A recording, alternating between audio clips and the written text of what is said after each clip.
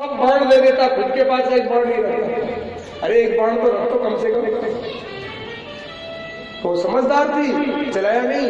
जब जब महात्माओं ने देखा, संतों ने देखा कि ये तो बड़ा उपद्रव हो रहा, पहुंच गए, कहाँ है शरीर? बोले महाराज ये रहा।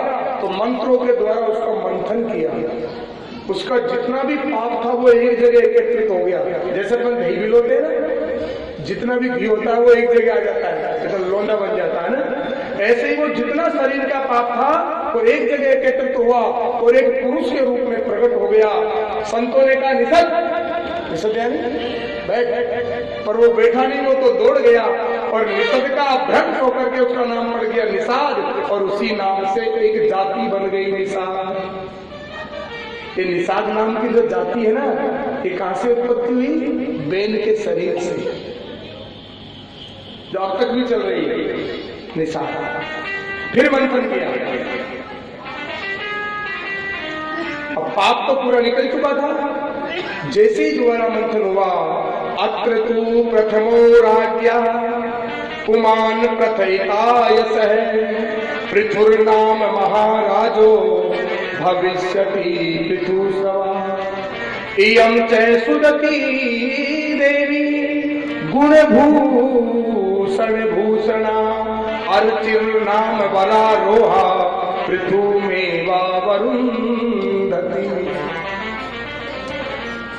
कहते हैं बेल के शरीर से दाएं हिस्से से महाराज पृथु प्रकट हो गए और बाएं हिस्से से अर्ची देवी प्रकट हो गई। बोलिए पृथु महाराज की जय। पृथु राजा बन गया, सब लोग जयकार करने लगे। पृथु ने कहा नहीं, मेरी जय मत बोलो। बड़े ध्यान से बोलो। पृथु महाराज ने क्या कहा? बोले मेरी जय मत बोलो। क्यों? अरे मैंने अभी तुम्हारे लिए किया ही क्या है, कैसे जय बोल रहे हो? भाई अभी मैं राजा बना हूं, अब आपके लिए अच्छा करूं तभी तो जय बोलोगे। अब राजा बनते ही तुम जय कोट बोलने लग गए तो मेरे में तो अभिमान आ जाएगा, फिर मैं तुम्हारे लिए क्यों सोचूंगा? अरे अभी कोई एमएलए मंत्री एमपी जीत के आए, जीत के तुम माला माला लाद रहे हो, तो वो सोचेंगे तो हमारे वैसे लट्टू हो रहे, क्या करना है इनके लिए? वो कुछ नहीं करता। इसलिए पहले जीतने के बाद उनको देखो, अगर वो हमारे लिए कुछ अच्छा करे, कुछ समाज की सोचे, कुछ जनता की सोचे, तब उनको माला पहनाओ। तुम पहले ही लड्डुओं से तोड़ रहे हो। इसलिए फिर वो ये सोच लेते हैं कि तो पागल है, अपने तो मौज करो, जेब भरो, आनंद करो। हाँ, रोड टूटती है तो ठीक है, बिजली आती है तो नहीं आती है तो ठीक, कोई मतलब नहीं। फिर दोबारा 5 साल के बाद चुनाव आएंगे, जब 6 महीना पहले फिर लग जाएंगे। 4.5 साल गायब, जैसे घड़े का सींग गायब हो जाता है ना, और जैसे ही चुनाव आएंगे 6 महीना पहले फिर आ जाएंगे। हम ही है तुम्हारे पूरे सब कुछ। मुझे तो लगता है कि हमारे भारत के जो भोले भाले लोग हैं ना, इनको पागल बना रखा है नेताओं ने। पहले गोरे अंग्रेज थे, वो लूट के ले गए देश को, पर ये जो काले अंग्रेज हैं उनके भी बाप है। गोरे अंग्रेजों ने तो लूटा, बिल्कुल लूटा हमारे देश को, लेकिन उन्होंने फिर भी देश के लिए बहुत कुछ किया।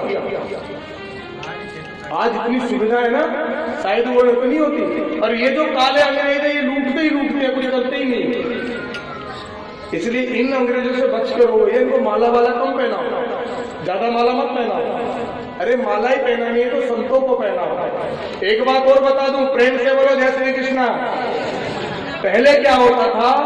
पहले हमारे देश का नियम था, एक राजगद्दी होती थी और एक व्यास गद्दी होती थी। हर राज्य में 2 गद्दी होती थी, एक राजगद्दी, एक व्यास गद्दी। राजा के ऊपर अंकुश लगाने के लिए एक व्यास होता था। जैसे रोकपुर का व्यास कौन है? वशिष्ठ, बिल्कुल अंकुश। अब आजकल इनके पीछे कोई गद्दी है ही नहीं, एक ही गद्दी हम ही है जो है। राजनीति में जाने से पहले धर्म नीति पढ़ना बहुत जरूरी है। पहले जो राजा होते थे, राजकुमार होते थे, उनको धर्म नीति पहले पढ़ाई जाती थी, फिर राजनीति पढ़ाई जाती थी। आजकल ना धर्म नीति पढ़ाई जाती है, ना राजनीति पढ़ाई जाती है। बस जिसके वोट उसी की सरकार। अब उन वोटों को चाहे तुम अच्छे से छापो, चाहे जबरदस्ती छाप लो।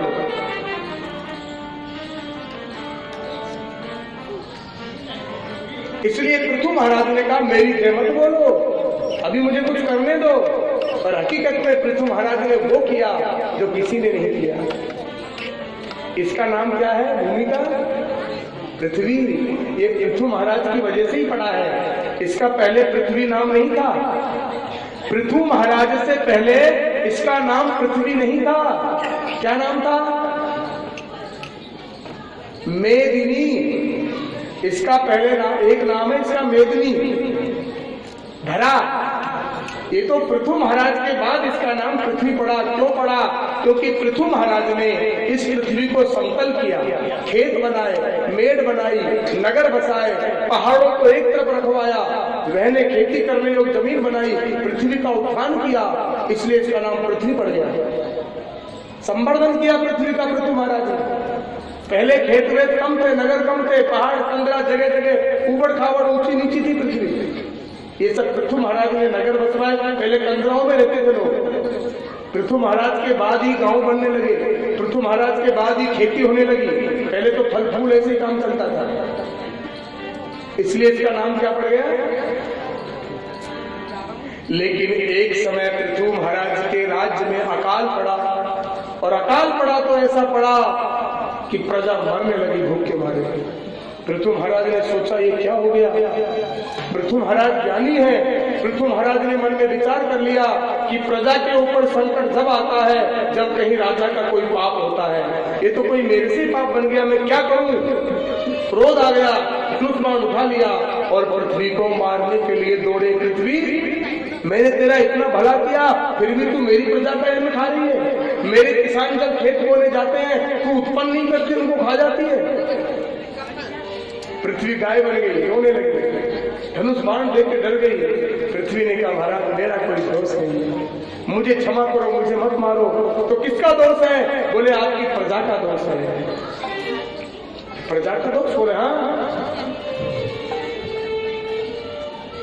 बोले जब जब पृथ्वी पर पाप बढ़ता है, ध्यान से सुनो, जब जब पृथ्वी पर पाप बढ़ता है तो पृथ्वी की उर्वर शक्ति घट जाती है, और जब जब पृथ्वी पर धर्म बढ़ता है पृथ्वी की उर्वर शक्ति बढ़ जाती है। सीधी सी बात है। जब हम लोग धर्म करेंगे, यज्ञ करेंगे, धर्म के रास्ते पे चलेंगे, सत्य पर चलेंगे, जंगलों को नहीं काटेंगे, तो पृथ्वी का संवर्धन बढ़ेगा, उर्वरक शक्ति बढ़ेगी। और जब हम लोग पाप करेंगे, अन्याय करेंगे, जंगलों को काट देंगे, पशु पक्षियों को मार देंगे, प्रकृति गड़बड़ा जाएगी। प्रकृति का बैलेंस जरूरी है। फिर क्या होगा? फिर पृथ्वी की जो शक्ति है वो कमजोर पड़ जाती है। इसलिए मेरा दोष नहीं है, मैं क्या करूंगा। सब प्रजा को कुछ करना चाहिए, लेकिन पृथु महाराज ने कहा पृथ्वी मुझे पागल मत बनाओ।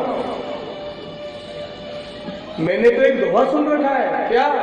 बोले अजगर करे न चाकरी और पंछी करे न काम, दास मलूका यूं कहे सबके दातारा। मैंने तो सुना कि कोई कुछ करो या मत करो, सबको भगवान देता है। पृथ्वी ने कहा नहीं, गलत। ये जो दोहा बोल रहे हो ना, ये दोहा बिल्कुल सही है, लेकिन ये गृहस्थियों के लिए सही नहीं है, ये सन्यासी महात्माओं के लिए है। ये दोहा किसके लिए? अजगर करे न चाकरी, पंछी करे न काम, और दास मलूका यूं कहे सबके दाता। बोले ये सन्यासी महात्माओं के लिए है। महात्मा भजन करते हैं और गृहस्थी लोगों का काम है महात्माओं की सेवा करना, उनको ले जाके भोजन पानी की व्यवस्था करना। बोले गृहस्थियों को क्या करना चाहिए? बोले उद्योगिनम पुरुष सिंह मुपे लक्ष्मी। बोले गृहस्थियों को उद्योग करना चाहिए, मेहनत करनी चाहिए, कर्म करना चाहिए। जब हम लोग कर्म करेंगे, मेहनत करेंगे, उद्योग करेंगे, उद्योगिनम पुरुष मुपे, तो लक्ष्मी आएगी, धन आएगा, और धन आएगा तो फिर धर्म होगा, और धर्म होगा तो अपने आप पृथ्वी की उर्वरक शक्ति बढ़ जाएगी। पृथ्वी ने हाथ जोड़ के कहा, मेरे अंदर सब कुछ है, मैं गाय बन के आई हूं, आप मेरा दोहन कर लीजिए। पृथु महाराज बछड़े बन गए, सभी अपना अपना बछड़ा बना लिया। देवताओं ने इंद्र को बना लिया, देवताओं ने प्रहलाद जी को बना लिया, गंधर्वों ने विश्वावसु को बना लिया, सर्पों ने तक्षक को बना लिया। सबने अपने अपने बछड़े बना करके, और जिसको जिस चीज की आवश्यकता थी, सबने पृथ्वी माता का दोहन किया। और पृथु महाराज ने फिर से पृथ्वी का स्थापना करके संवर्धन किया। लेकिन पृथु महाराज ने सुना कि धर्म करने के बाद प्रजा दुखी नहीं होती, तो मैं 100 यज्ञ करूंगा। अश्वमेध, पृथु महाराज ने संकल्प कर लिया कि मैं 100 अश्वमेध यज्ञ करूंगा। अब तो एक से एक यज्ञ हो रहे हैं, एक यज्ञ बंद दूसरा चालू, एक यज्ञ बंद दूसरा प्रारंभ। अब तो एक से एक यज्ञ होते जा रहे हैं। लेकिन जैसे 99वां यज्ञ हुआ, 99, इंद्र घबरा गया। इंद्र क्यों घबराया?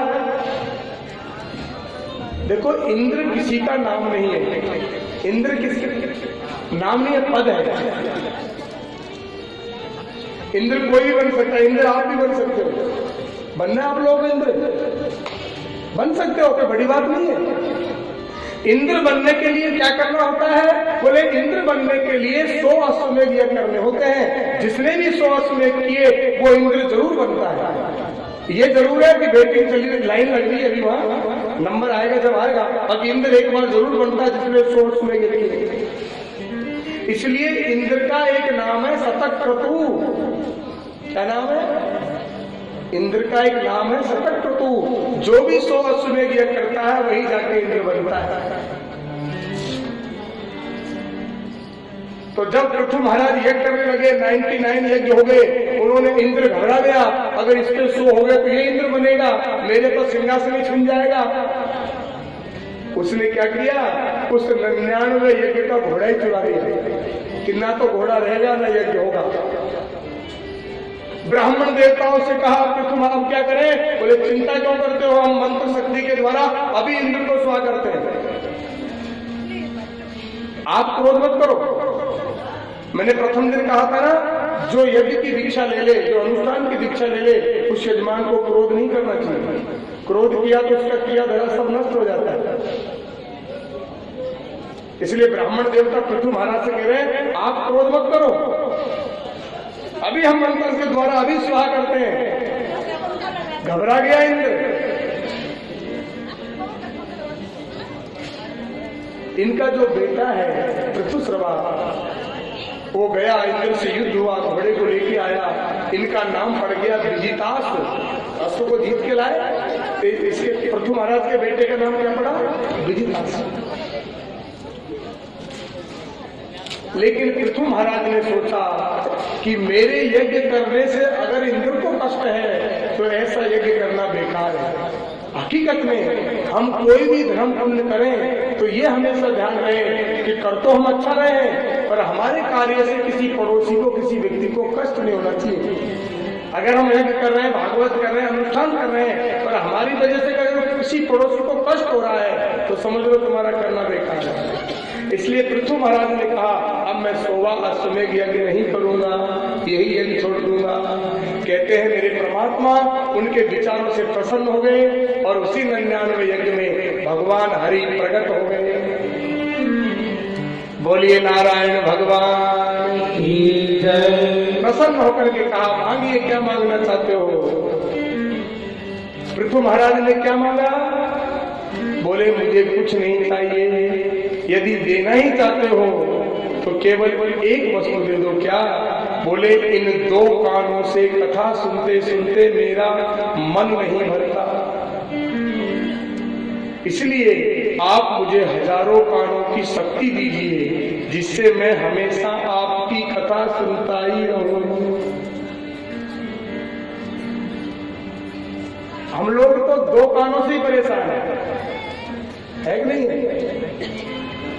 पृथु जी कह रहे हैं कि 1000 कानों की शक्ति दो कि मैं आपकी कथा सुनता ही रहूं, क्योंकि इन 2 कानों से मेरा मन नहीं भरता। हम लोग 2 से ही परेशान है, 4 घंटा सुन ली तो फिर सोचते हैं। इसलिए इन कानों को सार्थक बनाओ। मैं बार बार कहता हूँ, अगर भगवान ने हमको कान दिए हैं, इनको सार्थक बनाओ, इनसे भगवान की कथा सुनो।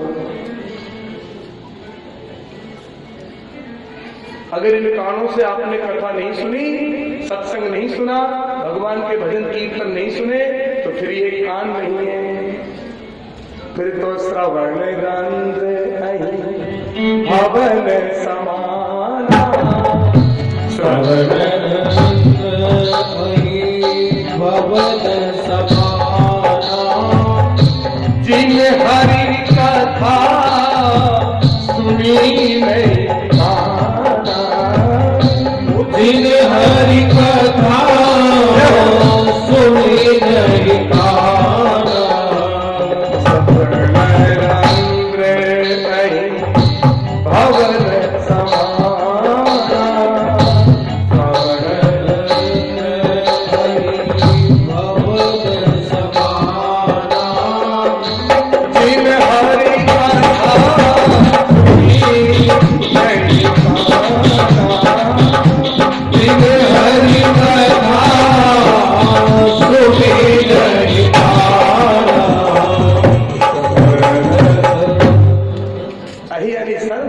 अगर इन कानों से कथा नहीं सुनी तो सर्व के बिल है। तू महाराज हमेशा झुक करके चलते हैं। हे प्रभु, मुझे ऐसा आशीर्वाद दो कि मेरे में कभी अभिमान नहीं आए, मैं हमेशा झुक करके रहूं। और हकीकत में झुकने वाले को ही परमात्मा मिलते हैं। झुकने वाला हमेशा खुशी रहता है।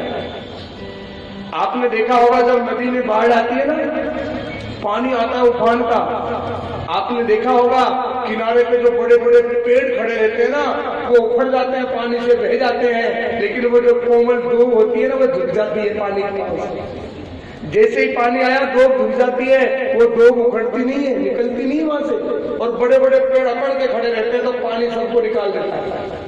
अगर हम लोग भी अकड़ के खड़े रहेंगे तो हमारा जीवन तबाह हो जाएगा, और हम लोग भी अगर झुकते रहेंगे तो हमारा जीवन सफल हो जाएगा। इसलिए कैसे रहना चाहिए? झुक कर। आप लोग संतों के सुनते होंगे, दोहे चौपाई कबीरदास तुलसीदास खुद को बोल रहे हैं सच रे सच। तुलसीदास जी ने रामायण में कई जगह प्रयोग किया है। क्या तुलसीदास जी सच है क्या? अरे हनुमान जी ने खुद कहा, प्रात ले जो नाम हमारा। हम तो कपी है, चंचल है, हमारी क्या बहुत छोटी जाती है। क्या हनुमान जी का नाम लेने से सुबह भोजन नहीं मिलता है? अरे जिस दिन हनुमान जी का नाम लोगे उस दिन तो भोजन नहीं, लड्डू मिलेंगे। लेकिन हनुमान जी खुद को छोटा बता रहे हैं। समुद्र ने भी कहा, ढोल गवार शूद्र पशुनारी। समुद्र ये छोटा है क्या? लेकिन नहीं, इसलिए हमको भी हमेशा छोटा, हम कुछ नहीं, हम छोटे। छोटे बन के रहोगे तो आनंद करोगे, और अगर अभिमान में रहोगे तो दुख पाओगे। एक भजन याद आ गया, वैसे तो पंजाबी भजन है, लेकिन एक दो लाइन बोल दूं, समझना आप लोग, बड़ा सुंदर भाव है। इसकी भावना यही है, ये भजन यही कहता है कि अगर हम झुक करके चलेंगे तो हमको भगवान जरूर मिलेंगे। तो एक दो लाइन सुना दो आपको। नहीं जिंदड़ी दा को है समझिए ना, जिंदड़ी यानी जिंदगी। इस जिंदगी विषय मतलब भरोसा, इस जिंदगी का कोई भरोसा नहीं है। नहीं जिंदड़ी दा को है विषय कि निवाहों के चले बंदिया।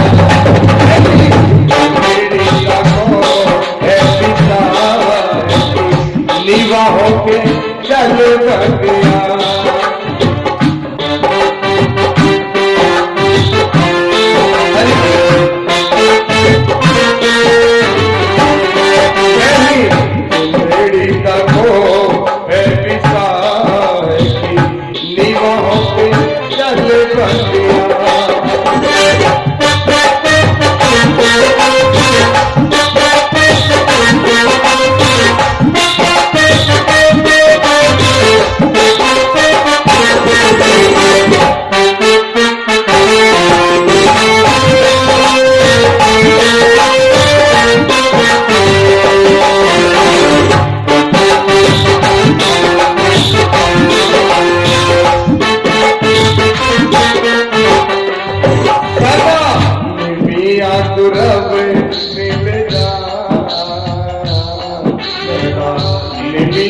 रब मिल जाए, निवाह के चले बंदिया सदा निविया रब मिल जाए, निवाह के चले बंदिया तेरी रखो है विसार, निवाह के चले बंदिया।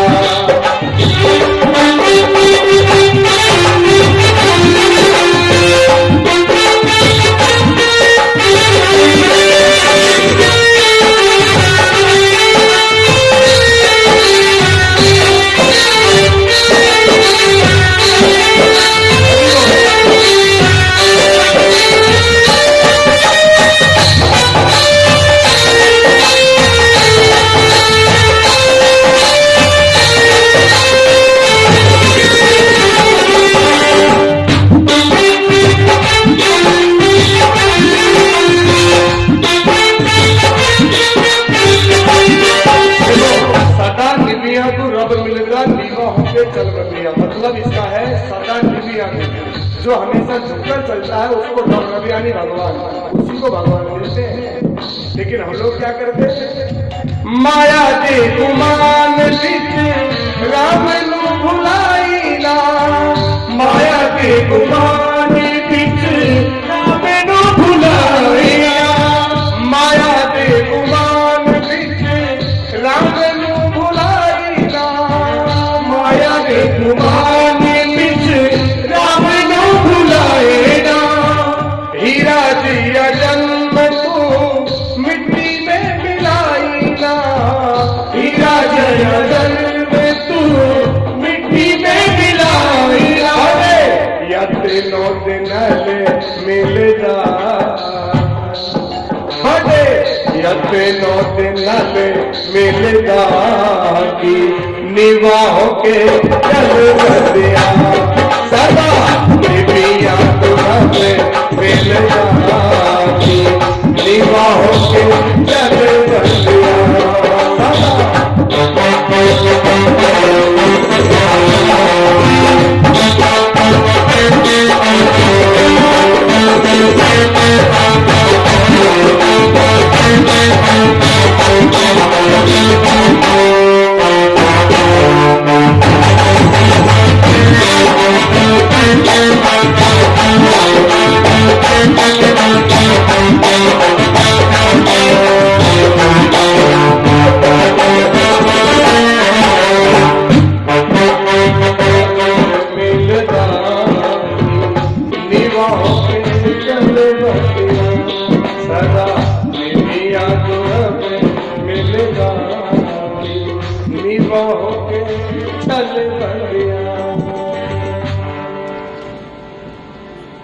माया दे गुमान बिच राम नु भुलाई ना, माया के अभिमान में भगवान को मत भुलाओ, हीरा जया जन्म तू मिट्टी में लाई,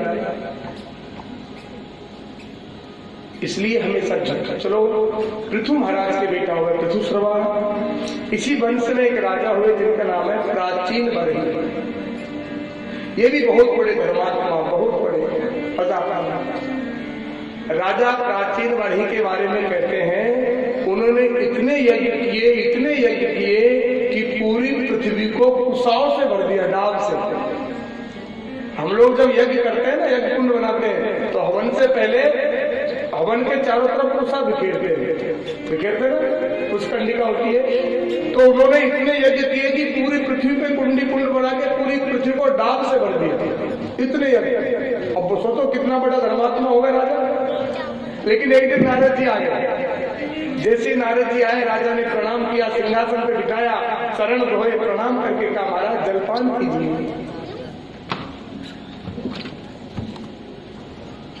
राजा ने जैसे ही कहा जलपान कीजिए, नारद जी ने कहा नहीं। क्यों? बोले तुम्हारे जैसे पापियों के यहाँ पानी नहीं पीते हम। बताओ, इतना बड़ा धर्मात्मा, इतना बड़ा यज्ञ, इतने सारे यज्ञ करवाए और नारद जी कह रहे हैं कि तुम पापी हो। हम लोग अगर एक भागवत एक रामायण करा दे तो हम सोचते हैं सबसे बड़े धर्मात्मा हम ही है। इन्होंने तो इतने यज्ञ किए, गिनती नहीं, फिर भी पापी।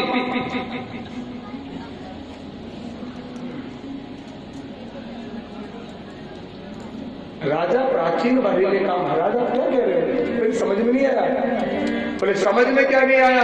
तुमने इतना पाप किया है, इतना पाप किया है कि मैं गिना नहीं सकता। बोले महाराज क्या किया मैंने?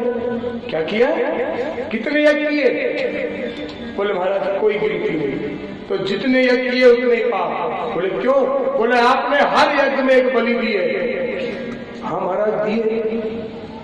तो दिए, पंडितों ने कहा था बलि दो, और वेदों में लिखा है कि बलि देनी चाहिए।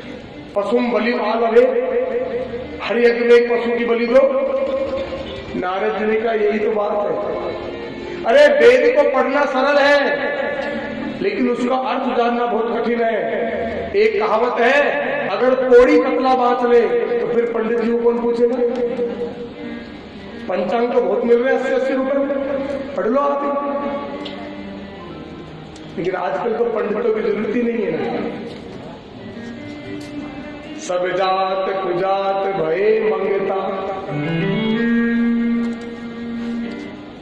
ब्राह्मण को छोड़ो, चाहे क्षत्रिय हो, चाहे वैश्य हो, चाहे शूद्र हो, सब कथावाचक बन गए, सब पंडित जी बन गए। लेकिन पंडित बन सकते हो और हो नहीं सकते। कपड़े पहन के मैं कैसा भी रूप बना सकता हूं, लेकिन ओरिजिनल बनने के लिए तो बहुत मेहनत करनी पड़ती है।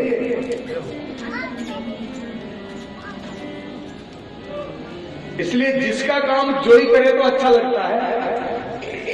जहां काम आवे सुई कहां करे, तलवार का काम तलवार करेगी, सुई का काम सुई करेगी। उसी प्रकार जिसको जो काम दिया वही ठीक है। अगर एक दूसरे काम में घुसोगे तो फिर आप जान रहे हो आजकल क्या हो रहा है, बहुत कुछ गड़बड़ हो रहा है।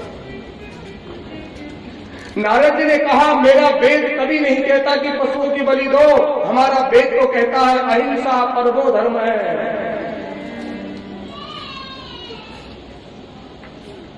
जैन धर्म जानते हो ना, हमारी हिंदू धर्म की एक शाखा है, हिंदू ही होगी, हमारी शाखा है। उनका जो लोगो है उस पर लिखा रहता है अहिंसा परमो, लोगो होता है उस पर लिखा है अहिंसा परमो धर्म है। हमारा वेद यही घोषणा करता है अहिंसा परमो धर्म है। हमारा वेद तो ये कहता है अगर आप रास्ते में जा रहे हो तो देख के चलो, हमारे पैर से एक चींटी भी नहीं मरनी चाहिए। जो वेद ऐसी घोषणा करता हो वो कह सकता है कि तुम किसी पशु की बलि दो? वेद नहीं कहता, पर हमारा समझने का फर्क है।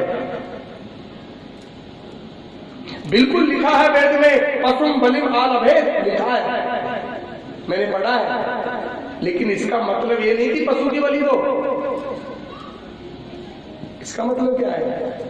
हमने पढ़ तो लिया लेकिन समझ नहीं पाया। किसकी तरह?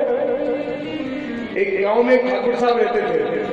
ठाकुर साहब बड़े नामजादी थे, बड़ी प्रॉपर्टी थी, लेकिन उनके अंदर एक काम था। उनको एक चीज बहुत अच्छी लगती थी। क्या? बोले चावल का मांड। चावल का मांड जानते हो ना? आजकल तो कुकर में बनता है, पता ही नहीं चलता मांड।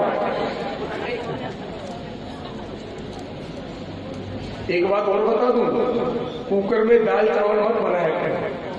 थोड़ी मेहनत तो होती है, टाइम तो लगता है, गैस भी जलता है, लेकिन भगोनी में बना के खाओगे तो ज्यादा अच्छा है। ठीक है? फिर आधा मर्जी। तो पहले भगोनी में बनता था चावल, मटकी में बनता था तो मांड निकलता था। तो ठाकुर साहब को बड़ा अच्छा लगता था। ठाकुर साहब मांड पीते थे गरम गरम। एक दिन की बात, जैसे ही घरवाली ने चावल बनाए तो मांड निकला। ठाकुर साहब बैठक में बैठे हैं, कुछ लोग गांव के बड़े बड़े लोग बैठे हैं।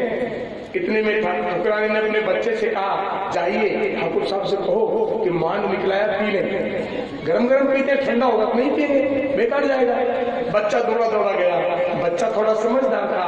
बच्चे ने देखा पिताजी तो बड़े बड़े लोगों के बीच में बैठे, अगर मैं कहूंगा मांड पी लो तो लोग हंसी करेंगे मेरे पिताजी। नहीं कहूंगा। फिर सोचा अगर नहीं कहूंगा तो माताजी पीटेगी, डांटेगी, मांड बेकार जाएगा। पिता ने सोचा क्या करूं, नहीं कहता हूं तो मांड बेकार, कहता हूं तो पिताजी की इज्जत बेकार। बेटा ने सोचा क्या करूं, तो बेटे को एक बात समझी। बेटे ने कहा पिताजी क्या बात है? बोले धानमपुर से मांडू आया है, धानमपुर से मांडू आया है, कटवटिया घाट पे बैठा है, नहीं तो शीतलपुर को चला जाएगा। अब जैसे ही कहा बेटे ने, ठाकुर साहब समझ गए, और जो और बैठे थे वो नहीं समझ पाए। उन्होंने सोचा कोई गांव होगा धानपुर, कोई मांडू नाम का आदमी होगा, घाट के नदी के घाट पर बैठा होगा, मिलने की इच्छा होगी, नहीं तो कहीं दूसरे गांव शीतलपुर कहीं जा रहा होगा। तो वो नहीं समझे, लेकिन ठाकुर साहब समझ गए कि धानम यानी चावल, मांडू यानी मांड, कठोती यानी मतलब लकड़ी की पहले कुंडी चलती थी लकड़ी की, कटवटिया, तो उसमें बोले मांड रखा है, पी लो, नहीं तो शीतलपुर यानी ठंडा। तो पिताजी समझ गए, लेकिन और लोग उसी प्रकार, हम वेद को पढ़ तो लेते हैं, पढ़ना आसान है, लेकिन हम वेद के अर्थ का अनर्थ कर देते हैं। इसलिए अच्छी बात है, पढ़ो, मैं मना नहीं करता, लेकिन पढ़ने के बाद उसको ठीक से समझो, और समझ में नहीं आए तो अच्छे विद्वान के पास जाके समझो, और अपनी मर्जी से उसका अर्थ का अनर्थ मत करो। इसीलिए वेद में लिखा है पशुम बलि काल अभेद, बोले एक बलि देनी चाहिए, और ये भागवत ये यजमान करा रहा है। मैं तो कहता हूं मेरे यजमानों को भी एक बलि देनी चाहिए, देनी चाहिए, देनी पड़ेगी। अगर नहीं दोगे बलि तो इस भागवत का फल नहीं मिलेगा। लेकिन बलि किसी बकरे की नहीं देनी है, किसी भैंसे की, ऊंट की, भेड़ की नहीं देनी है, बलि किसकी देनी है? बोले पशुम बलिम आलभेद। आप लोगों ने तीर्थ यात्रा की है? किए क्या?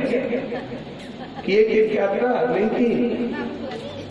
हम जब तीर्थ यात्रा जाते हैं ना कहीं, मैं सुनता हूँ, मैं तो कह रहा नहीं छोड़ा मैंने तो कुछ भी, और छोड़ना भी नहीं चाहिए। और कुछ लोग कहते हैं बोले हम तो वहां गए थे जो मिश्री छोड़ा है, हम साथ तीर्थ में गए थे जो दही छोड़ा है। अरे दही कोई छोड़ने की चीज है? दही तो खूब खाना चाहिए, मिश्री छोड़ने की चीज है? जो चीज छोड़नी चाहिए वो छोड़ के कोई नहीं आता, और जो नहीं छोड़नी चाहिए उसको छोड़ के आता। गलत बात। किसी शास्त्र में, किसी किताब में नहीं लिखा कि तुम तीर्थ यात्रा जाओ और वहां दही, मिश्री, कोड़ा, बैंगन लोग ही छोड़ के आओ। लिखा है पशुम बलिम आलभेद। अगर आप तीर्थ यात्रा जाते हो, अगर आपको यज्ञ अनुष्ठान भागवत रामायण कराते हो, तो एक बलि देनी चाहिए, और किसकी? एक चीज छोड़नी चाहिए, और क्या? बोले पशुम बलिम आलभेद। हमारे अंदर जो पशु तुल्य अवगुण भरे हुए हैं, उन अवगुणों में से एक अवगुण की बलि देनी चाहिए। अब हमारे जितने लोग बैठे हैं सब सोच लो हमारे अंदर क्या क्या अवगुण है, एक अवगुण छोड़ना है, तभी जाके तुमको इस भागवत का फल मिलेगा, नहीं कुछ नहीं मिलने वाला है। तुम्हारे पैसा धेला, जितना समय खर्चा, सब ऐसे जाएगा। हाँ मामा जी क्या छोड़ रहे हो? सुरेश जी कुछ है अवगुण? गुणी गुणी हो, एक अवगुण छोड़ना है। अवगुण का मतलब है हम क्रोध करते हैं, झूठ बोलते हैं, बीड़ी पीते हैं, चाय पीते हैं, सिगरेट पीते हैं, कुछ भी, कोई भी एक चीज जरूर जर्दा खाते हैं। एक चीज जरूर इस कथा में छोड़ना, और एक चीज, एक अवगुण अगर आपने छोड़ दिया तो आपको इस कथा का फल जरूर मिलेगा। इसलिए भैया कि दही, बैंगन, मिश्री मत छोड़ना कभी भी। तीर्थ यात्रा में जाओ अवगुण छोड़ के आना, और भी कुछ नहीं तो कोई अवगुण नहीं है तो लाल मंजरी छोड़ दो। प्रेम से बोलो जय श्री कृष्णा। 1 घंटा चाहे दूध निकल जाए, बच्चा रोता रहे, पति भूखा बैठा रहे, 1 घंटा चलता लाल मंजन, ये भी अवगुण है। और लाल मंजन के अंदर तो बहुत ऐसा केमिकल आते हैं, बहुत बीमारी है, उसको मत करो। प्रेम से बोलो जय श्री कृष्णा। फिर भी राजा प्राचीन बर्री को समझ में नहीं आया, तो राजा प्राचीन बर्री का ऊपर दे, और जैसे ही राजा ने ऊपर देखा, हजारों घोड़े, हजारों ऊंट, हजारों बकरे खाने को दौड़ रहे। क्यों? क्योंकि इतनी बलि दी है तो सब बदला तो लेंगे। हम भी अगर ऐसे आपको काम करते हैं, हमारे पैर से कुछ भी होता है तो बदला लेना पड़ता है, तो बदला लेगा आपसे। लेकिन जब समझ में नहीं आया तो यहाँ पर पुरंजन और पुरंजनी का उपाख्यान देकर के नारद जी ने प्राचीन वर्जी को समझाया। अब ध्यान से सुनना, एक पुरंजन है और एक अज्ञात नाम का सखा है, अभिज्ञात। दोनों मित्र हैं। एक दिन अभिज्ञात और पुरंजन दोनों मित्र अपने रहने के लिए एक नगर ढूंढने के लिए निकले। इनको कोई भी नगर पसंद नहीं आया। ढूंढते ढूंढते दक्षिण दिशा में पहुंचे, एक 10 दरवाजे का नगर मिल गया। पुरंजन को बहुत अच्छा लगा और पुरंजन ने इस नगर में प्रवेश कर लिया। लेकिन ये नगर खाली नहीं था, इसकी एक रानी थी, उसका नाम था पुरंजनी। वो पुरंजन पुरंजनी के बस में हो गए। पुरंजनी अकेली नहीं है, हाँ सेना है, 10 सेनापति है। और इस नगर की रक्षा कौन करता है? इस नगर की रक्षा एक 5 फणों का नाग करता है। बड़ा मजबूत नगर है। लेकिन कुछ लुटेरे, कुछ डकैत, कुछ चोर इस नगर में चोरी करना चाहते हैं, तोड़ना चाहते हैं। उसका नाम है चंडवेग। उस डकैत का नाम क्या है? चंडवेग। इसको तोड़ना चाहता है, तोड़ के कुछ चुरा लो। पार नहीं पड़ती क्योंकि ये नगर बड़ा मजबूत है। चंडवेग की एक बेटी है जिसका नाम है जरा। चंडवेग अपनी बेटी को भेजता है, बेटी तू जा और उस महल का प्लस्तर हटा दे, ईंट में तोड़ दो। और वो बेटी जाती है, उसका प्लस्तर हटाती है। चंडवेग को मौका मिलता है और उस नगर की सब ईंटों को तोड़ देता है और उस नगर का सब सामान चुरा लेता है। और उसका जो राजा रानी पुरंजन पुरंजनी वो दौड़ के भागते हैं। लेकिन अंतमति सो गति। ये पुरंजन कौन है? पुरंजन है हम सब जीव। और अभिज्ञात कौन है? ईश्वर। ये 10 दरवाजों का नगर क्या है? बोले हमारा शरीर। इसके अंदर जो रानी है वो कौन है? पुरंजनी। बोले बुद्धि। इसके 10 सेनापति कौन है? बोले 5 ज्ञानेंद्रियां, 5 कर्मेंद्रियां। इसकी जो रक्षा करता है 5 फणों का नाग वो कौन है? बोले प्राण, अपान, व्यान, समान, उदान। 5 प्रकार के प्राण इसकी रक्षा करते हैं। चंडवेग कौन है? बोले चंडवेग है मृत्यु, काल। लेकिन इस शरीर को तोड़ नहीं पाता तो अपनी बेटी को भेजता है जरा। तो जरा कौन है? बुढ़ापा। जैसे ही बुढ़ापा आता है, शरीर शीतल हो जाता है, चंडवेग को मौका मिलता है, तोड़ देता है और वो पुरंजन निकल के भगता है। लेकिन अंत में पुरंजन की मति किसमें है? पुरंजनी में। वो स्त्री बन जाती है। स्त्री बन गया अंतमति। स्त्री बनकर के शादी हो गई, बच्चे बच्ची हो गए। एक दिन पति मर गया। पति मर गया तो बोले मैं तो सती होंगी। पुरंजन कह रहे चिता बना दी पति की। और जैसे ही सती होने को तैयार हुआ पुरंजन स्त्री रूप में, उसी समय अभिज्ञात नाम का सखा आ गया। ईश्वर ने आगे कहा भैया क्या कर रहे हो? अरे तुम तो मेरे मित्र हो, यहाँ कहाँ जलने जा रहे हो? पुरंजन कहता मैं किसी मित्र को नहीं जानता, मेरा तो ये पति मर गया, मैं तो सती होऊंगा। अभिज्ञात ईश्वर है, पुरंजन जीव है, हम सब जीव है। ईश्वर वो है, वो ईश्वर हमको बार बार चेतावनी देता है। पर हम लोग क्या करते हैं? ये मेरी पत्नी है, ये मेरा बेटा है, ये मेरा मकान है, ये मेरा धन है, और उस ईश्वर को भूल जाते हैं। फिर वो ईश्वर हमको चेतावनी देता है, अरे भैया तू मेरा ही अंश है, क्यों भटक रहा है? आजा मेरे पास। कि ईश्वर अंश जीव अविनाशी, ईश्वर अंश जीव अविनाशी, चेतन अमल सहज सुख राशि, चेतन अमल सहज सुख राशि। ईश्वर अंश जीव अविनाशी, ईश्वर अंश जीव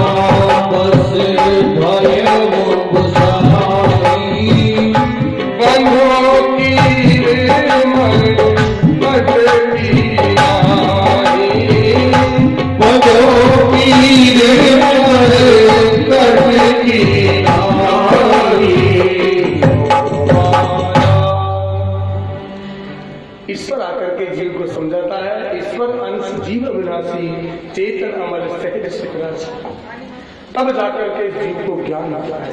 इसलिए हम लोग भी सब पुरंजन बन करके भटक रहे हैं। हमारा भी हकीकत में हम ईश्वर के अंश हैं, लेकिन हम उस बात को भूल चुके हैं। हम तो ये सोच रहे हैं कि ये सब हमारे हैं, जबकि हमारे ये नहीं है, ये तो नकली है।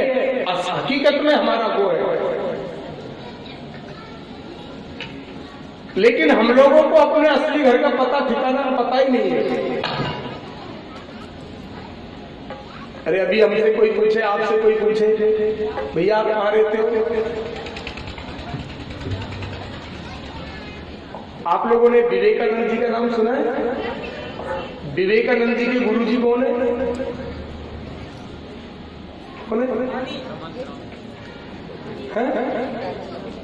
श्री रामकृष्ण परमहंस जी, ठीक है ना। एक बार कोई व्यक्ति आया, रामकृष्ण परमहंस जी से माता जी साक्षात्कार बात होती थी, बिल्कुल। एक दिन कोई आ गया व्यक्ति, बोले महाराज क्या माता जी हमसे भी मिल सकती है क्या? रामकृष्ण परमहंस जी से किसी ने कहा, बोले हम माता जी से मिलना चाहते हैं, क्या माता जी हमसे मिल सकती है? रामकृष्ण का बिल्कुल मिल सकती है। बोले महाराज कैसे? बोले आपका एड्रेस दे दो, हम आपके घर भेज देंगे माता जी। उसने अपना कार्ड निकाला, घर का दे दिया। लो महाराज। बोले ये क्या है? बोले मेरे घर का एड्रेस। कौन से घर का? बोले फला कॉलोनी में है। बोले भाई वो एड्रेस घर का एड्रेस नहीं, मुझे घर के से क्या काम है भैया, मुझे तो तुम्हारा एड्रेस दो। उसने ऑफिस का कार्ड निकाल के दे दिया रामकृष्ण परमहंस जी को, ये मेरी ऑफिस है महाराज, ज्यादातर मैं वहीं रहता हूँ, वहीं मिलता हूँ। रामकृष्ण परमहंस जी ने कहा देखो मुझे ऑफिस और घरों से मतलब नहीं है, ये इधर उधर के एड्रेस मत दो, मुझे तुम्हारे घर का एड्रेस दो। बोले महाराज मेरे घर का एड्रेस है। बोले जिस दिन तुमको तुम्हारे घर का एड्रेस पता चल जाएगा उस दिन तुमको माता जी मिल जाएगी। और हकीकत में हमारे घर का सही एड्रेस हमको पता नहीं है। ये जो हम फोकट में बता रहे हैं ना, फला गांव फला नगर फला, बेकार है।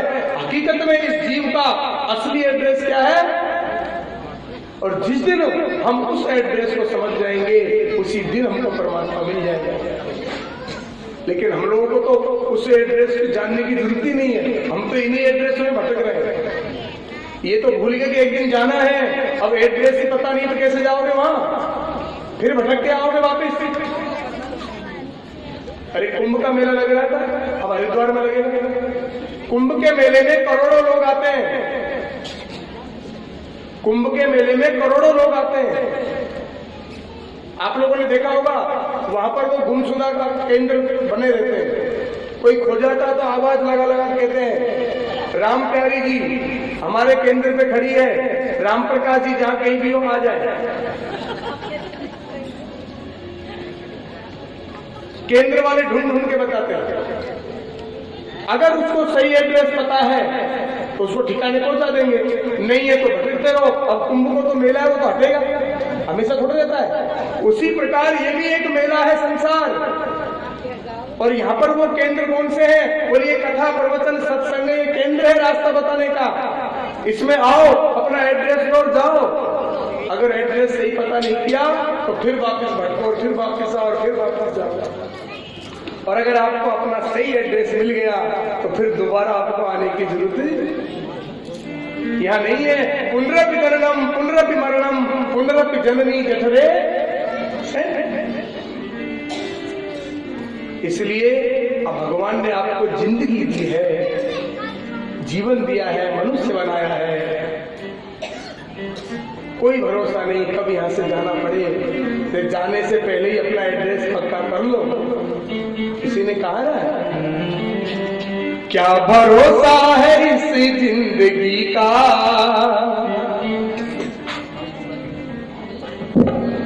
ओ क्या भरोसा है इस जिंदगी का, साथ देती नहीं ये किसी का, किसी का साथ देती नहीं ये किसी का।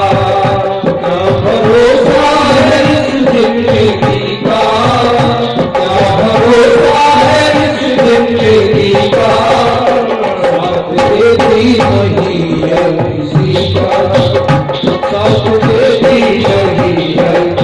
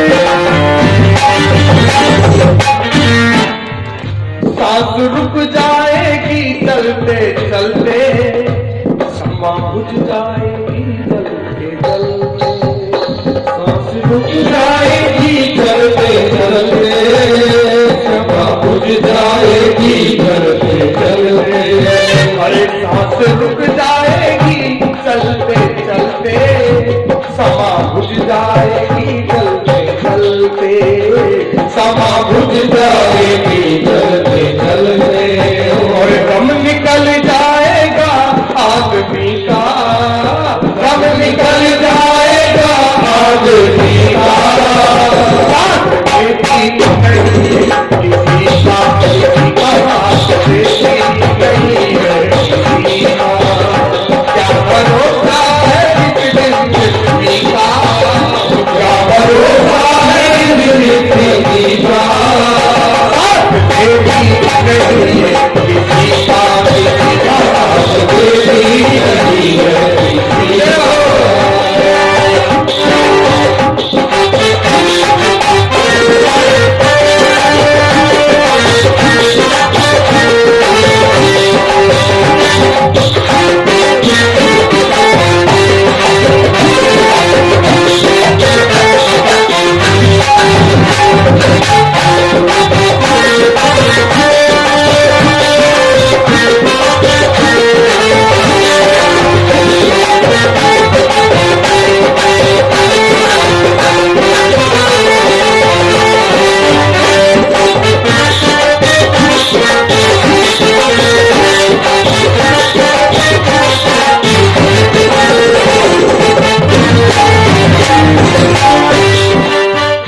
साथ देती नहीं है किसी का, साथ देती नहीं है किसी का।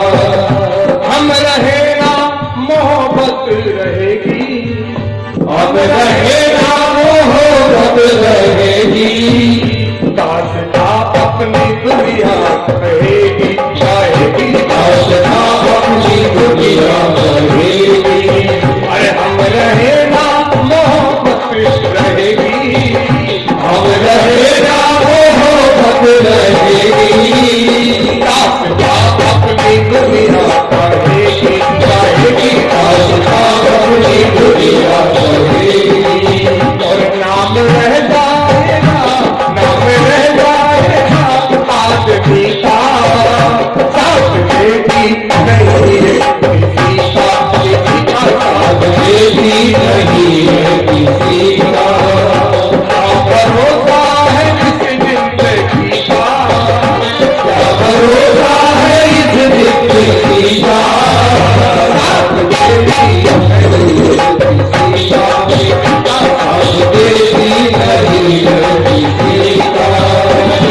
भरोसा है इस जिंदगी का, साथ देती नहीं है किसी का, किसी का साथ देती नहीं है किसी का।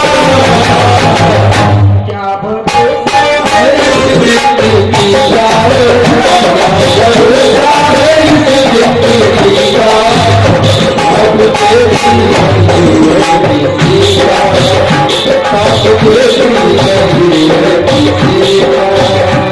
दुनिया है हकीकत पुरानी, दुनिया है हकीकत पुरानी, आनी जानी है इसकी रवानी, रवानी आनी जानी है इसकी रवानी।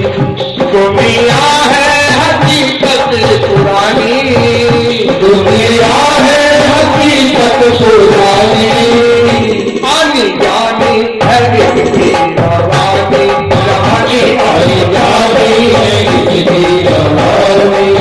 अरे फर्ज